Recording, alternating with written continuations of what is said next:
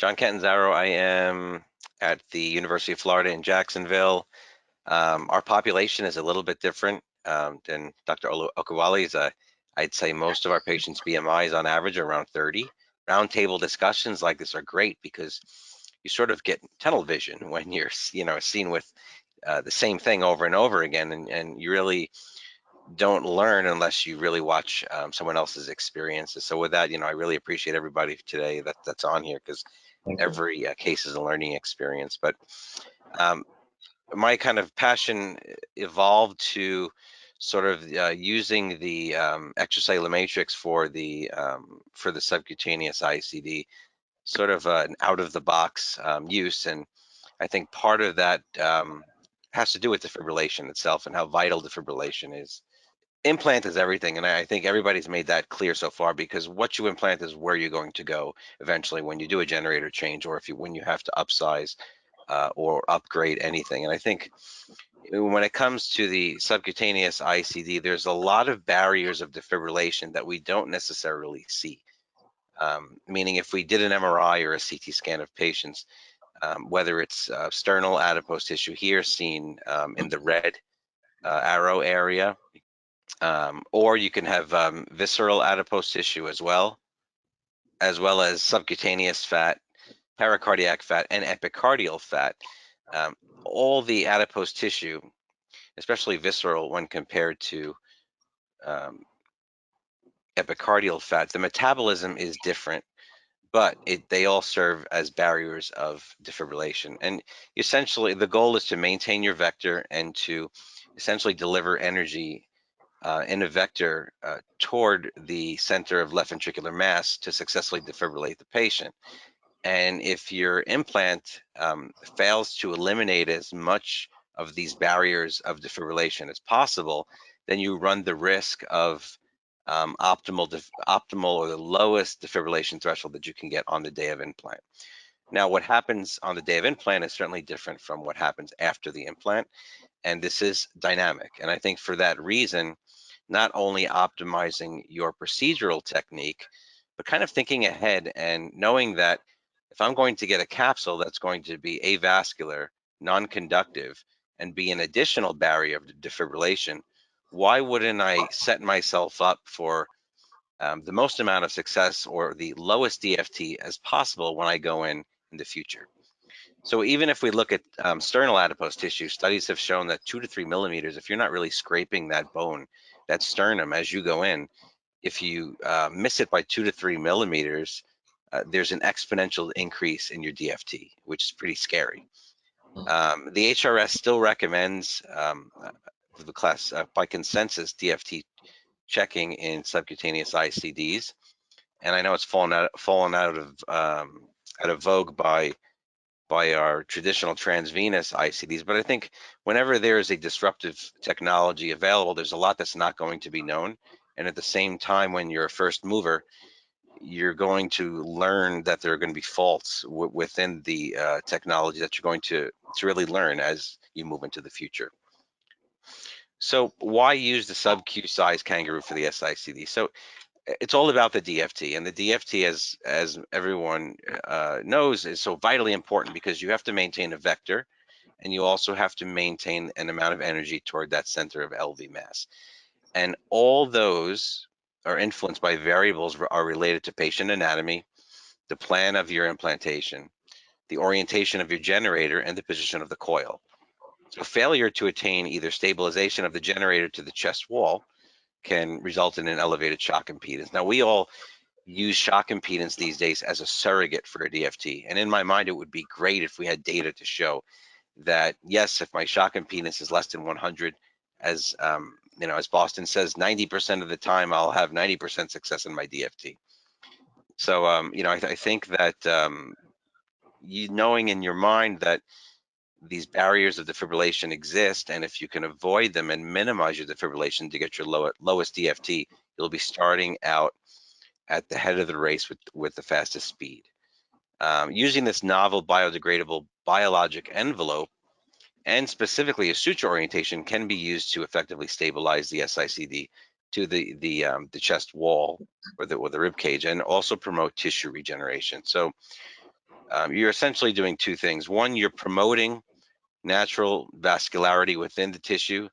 The capsule around the SICD is going to be conductive, and because the vector, either primary or secondary, has to go to the can, you essentially want to retain that electroconductivity around the can, because as I mentioned before, anything else is going to turn into a fossil, and it's going to act as an additional barrier of defibrillation. So just briefly, I'll show a quick case. My fellow and I and colleagues here, we had a case of a 24-year-old with a secondary prevention SICD, put in at an outside hospital, and she came in, her BMI was around 35 to 37. She came in and we had a fluoroscopy image, and the fluoroscopy image essentially showed that the defibrillator, the SICD, was essentially moved from a posterior position where it should be to an anterior position and flapped out. So what we were able to do, knowing that we can use the ECM envelope and the kangaroo sub-Q envelope, is take advantage of two things. One, take advantage of the natural physiology of the change in moving from an inflammatory to a non-inflammatory macrophage state, but also you're able to anchor superiorly and inferiorly using the material itself. And if a lot of the Europeans started out with intramuscular placement, and I think that's been adopted in the United States. But as I say with Boston, because you're a first mover and your technology is first out there, there's going to be more things we're going to learn. That's why we don't call it the IMICD, it's the SICD. So you can see we're changing the name already because we're learning newer techniques to move the device closer to the heart by putting it in between the serratus anterior and the latissimus dorsi. But there is a good population for subcutaneous implantation.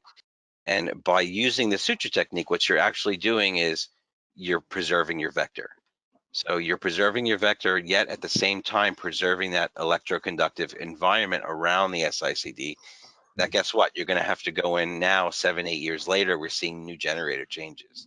And I think the same thing is going to happen as we move into the IM. So when you do have to get a generator change and you look between the two muscles, there's going to be a big fossilized avascularized capsule that people may have to debride and probably may not want to debride because it's going to be a lot of bleeding around the area because of the muscle. So if we can start out by putting one of these in everyone, whether it's sub-Q or IM, you can optimize yourself from the get-go to promote that that microenvironment around the generator, which is so important to stabilize the vector and also to stabilize and maximize the amount of energy that's projected to that vector toward the center of left ventricular mass to successfully defibrillate the patient. This is just a picture. You can see how the device actually tilted out laterally and anteriorly. What we were able to do with this is bring the device flush against the rib cage, stabilize that vector with the sub-Q extracellular matrix, and in addition, perform DFTs and ensure the patient had successful DFTs at 65 joules with an appropriate shock impedance less than 100 ohms, and the patient has done well since. So this just brings out a recent study about generator changes. This is from 2019, not too far away, but if we look at March 2020 in Heart Rhythm, they looked at DFT testing in patients who were undergoing SICD gen changes, and out of 5 of 25 patients actually failed DFTs. So things change. Patients get amiodarone, whether it's by medication, DFTs can increase. If they increase the amount of epicardial, pericardial fat, increase their sternal fat, or even increase their visceral fat, those are all additional barriers of defibrillation, which may change and alter the DFT. So this is a real issue, and I think it's, I mean, it may be a small number, and I know the authors use the term in the conclusion, DFT testing is mandatory, which is a very strong word, but this just brings up an awareness that's pretty recent that when you go back to change these generators, you want to make sure the patients leave and are still protected. So I think this is something that more data is required to actually look at. And I think by looking at the shock impedance as a surrogate, we can learn more about preserving those DFTs as patients undergo generator changes and what to do at the time of generator change. So some take-home points. The sub-Q ECM provides a natural, healthy environment for encapsulation. It undergoes angiogenesis and vascularization with oxygen delivery serving an electrically conductive medium for DFTs. It also avoids calcium and fibrosis. So, whether or not it's eggshell calcification that we're all typically aware of dialysis patients, where you can actually put your hand in the pocket and almost get cut from the eggshell calcification. Calcium also serves as a barrier for defibrillation. So in addition to calcium, fibrosis, and fat, this can all be avoided by using the ECM. And finally, given the dynamic BMI changes in patients, this really provides a medium most conductive to maintain as close as you're going to be to your baseline DFTs at implantation. Thank you, Dr. Catanzaro. I had a quick question. So I think you alluded to this, but whether or not you implant intramuscular or subcutaneous, do you, have you seen that one area generates more scar tissue, less scar tissue, or is it, too early to tell? That's a great question. I think for me, it's a bit early to tell. I think more of the extractors will see sub-pec pockets. I've seen some I used to extract, I stopped, but some of the subpectoral pockets, the capsule is still going to be an inflammatory capsule and be avascular. It's just going to happen to be next to the muscle. So I think whether or not it's intramuscular or subcutaneous, as long as you're following that inflammatory macrophage response, you're going to get exactly what's delivered in the same area, whether it's intramuscular or subcutaneous. So I think this poses a potential problem as we move forward and as more people see the two different sites. And I'd be interested in seeing pictures and also histology from both sites to see if indeed they are identical. Yeah, it's an interesting concept.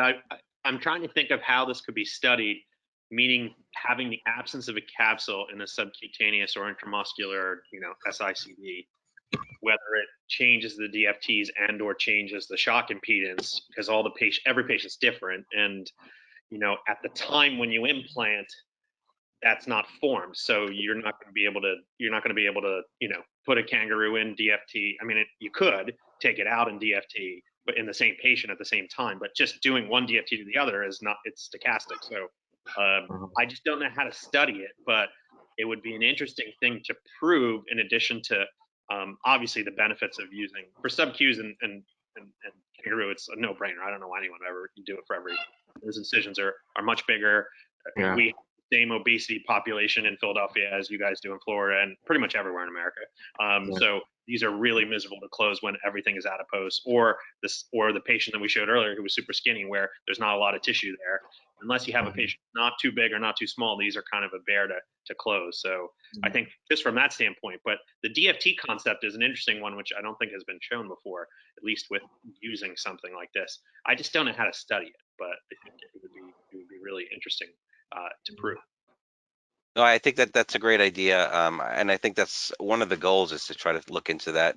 I'd be curious to see from the panel, do you implant subcutaneous or intramuscular, or is it depending upon, I mean, if you get a very, very, very thin patient, most people will not want to go subcutaneous. But then again, once you make that incision, I've seen people make the incision thinking they're going to find the fascial plane between the two muscles, and then it's not there.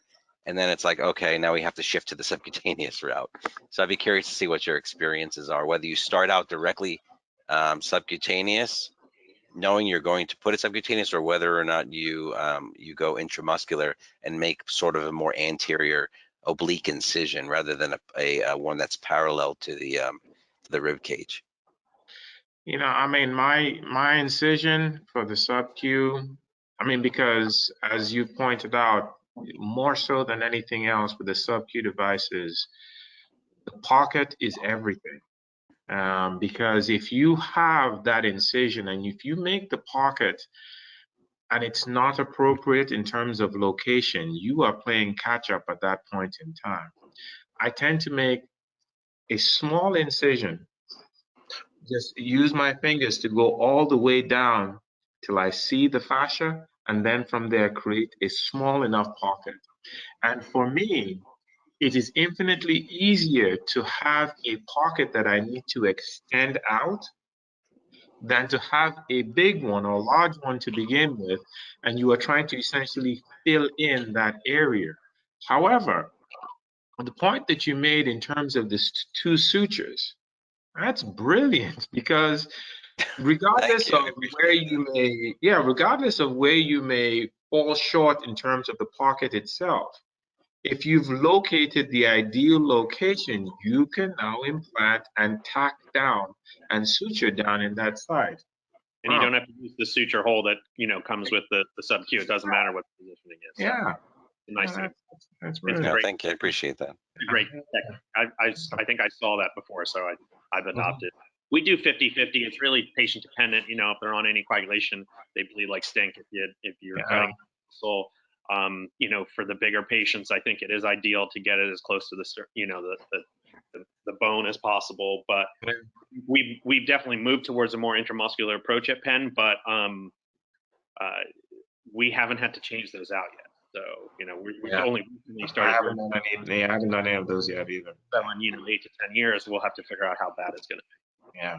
Yeah, we pretty much uniformly will do intramuscular, you know, if possible. Like you said, sometimes people's lentissimus isn't as big as you would want it to be or easily identifiable.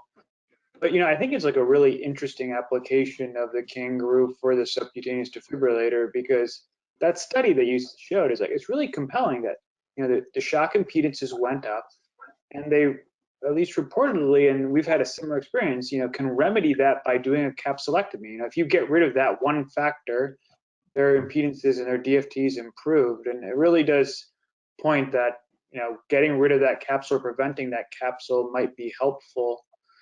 I think, you know, especially doing it intramuscular, I think we've all had the experience doing a capsulectomy on an intramuscular, a muscular, submuscular pocket is a real arduous time spending thing, because they bleed like stink and you really have to be meticulous. So anything you can do to avoid a capsulectomy, anything you can do to avoid an intramuscular capsulectomy is super huge, let alone the fact that you're going to be protecting them from a better DFT. So I think it's a really interesting application.